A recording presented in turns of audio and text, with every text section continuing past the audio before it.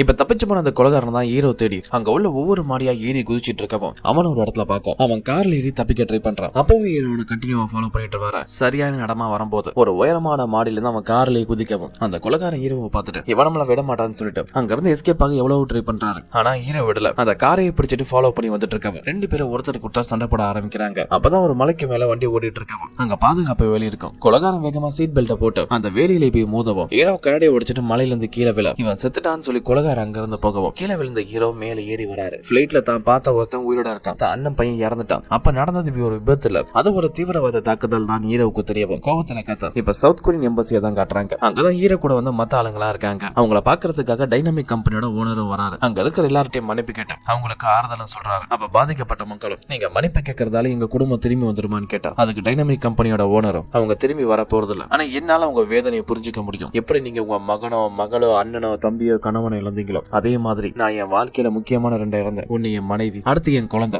5 வருஷத்துக்கு முன்னாடி அவ பிறந்த நாளுக்காக நாங்க வெளிநாடு போக பிளான் பண்ணிருந்தோம். ஆனா ஒரு முக்கியமான வேலையானால போக முடியல. அவங்க போனை பிளே டாஸ் ஆகி அவங்க 2 பேருமே என்னை விட்டு பிரிஞ்சுட்டாங்க. அந்த வேதனை என்னால புரிஞ்சுக்க முடியல. அவங்கள சமாதானப்படுத்தி விமான விபத்துக்காக மன்னிப்பு கேட்க அப்பதான் ஹீரோ வராரு. நடந்தது ஒரு விபத்துல, அது ஒரு தீவிரவாத தாக்குதல் தான் சொல்லவும் எல்லாரும் அதிர்ச்சி ஆகுறாங்க. என்னதான் நடந்துச்சுன்னு விசாரிக்கும் போது நான் பாத்ரூம் போகும்போது ஒரு நபரை பார்த்தேன். அந்த நபர் நம்ம பசங்க எல்லாரும் போனா அதே பிளைட்லயே இருந்தான். அப்ப இதுக்கான அர்த்தம் நடந்தது எதுவுமே ஒரு விபத்துல தீவிரவாத தாக்குதல் தான் சொல்ல அங்க இருக்கிற சில பேர் அதை நம்ப மறுக்கிறாங்க. அந்த கொலகாரனை நான் மட்டும் இல்ல இங்க இருக்க இன்னொரு ஆளும் பார்த்ததா சொல்லி ஹீரோயினை காட்டவும் ஹீரோயினுக்கு எதுவுமே புரியல. நான் அவனை கிராஸ் பண்றதுக்கு முன்னாடி ஒரு ஆளை தடுத்து நிறுத்த சொன்னேன். அந்த ஆளை நீ பார்த்தல, அவன் முகம் உனக்கு ஞாபகம் இருக்கான்னு கேட்க ஹீரோயினுக்கு சரியா எந்த ஒரு முகமும் ஞாபகம் வரல. அப்பதான் ஹீரோவும் அவளோட கிளவுட்ல உள்ள அந்த வீடியோவை காட்டி இதுல ஹூனுக்கு பின்னாடி கருப்பு கலர் உடியப்பட்டு ஒருத்தர் இருக்கானு, இவன் தான் அந்த கொலகாரன், இவனை தான் நான் தேடி போனேன், இவனை தான் நீயும் பார்த்தேன் ஹீரோயினுக்கு சொன்னா. ஹீரோயினுக்கு அப்பவும் ஞாபகம் வரல. அதனால சிசிடிவி ஃபுட்டேஜ் செக் பண்ணி பார்த்தா எல்லா உண்மையும் தெரியும் சார். அவங்களும் சிசிடிவி ஃபுட்டேஜ் செக் பண்ணி பாக்குறாங்க. அப்படி பார்க்கும்போது ஹீரோ யாரோ ஒரு ஆளை ஃபாலோ பண்ணி போனது தெரியுது. ஆனா அவன் கொலகாரனான்னு பார்த்தா அதுல கொலகாரனோட முகம் தெரியல, வேற யாரோட முகமோ தெரியுது. யாரையோ பார்த்து தப்பா நினைச்சிட்டாங்கன்னு நினைக்கவும் அப்பதான் ஹீரோவும் நான் பார்த்தது அந்த கொலகாரனை தான், என் கண்ணால பார்த்து நான் அவனை ஃபாலோ பண்ணி போனா அவனோட சண்டை போட்டேன்னு சொன்னாலும் யாருமே ஹீரோவை நம்ப தயாரா இல்ல. அங்க ஒரு ஜூடோ மாஸ்டர் இருப்பாரு. இவரோட மனைவி இறந்து போயிருப்பாங்க. நான் ஏற்கனவே என் குடும்பத்தை இழந்த கஷ்டத்துல இருக்கேன், மறுபடியும் முட்டாள்தனமா எதுவும் பேசாதான்னு சொல்லிட்டு அங்க இருந்து கிளம்பிடுவாரு. ஹீரோ தன்னை யாருமே நம்ப மாட்டாங்கன்னு நினைக்க இப்ப அந்த கொலகாரனை தான் கட்டுறாங்க. அவன் இடத்துல பாதுகாப்பா இருக்கும் போது அவன் நெஞ்சில ஒரு அடையாளம் இருக்குமே, அதான் பச்சை குத்துன மாதிரி. அதை கிழிச்சு அதுக்குள்ள இருக்க ஒரு டிவைஸ் எடுக்கிறேன். இது ஒரு ட்ராக்கிங் டிவைஸ் போல இருக்கு. அதை எடுத்து முதல்ல தூக்கி போடவும் அவனை மீட் பண்றதுக்காக ஒரு பொண்ணு ரகசியமா வரா. இன்னைக்கு ஃபுல்லா என்ன ஒருத்தன் துரத்தி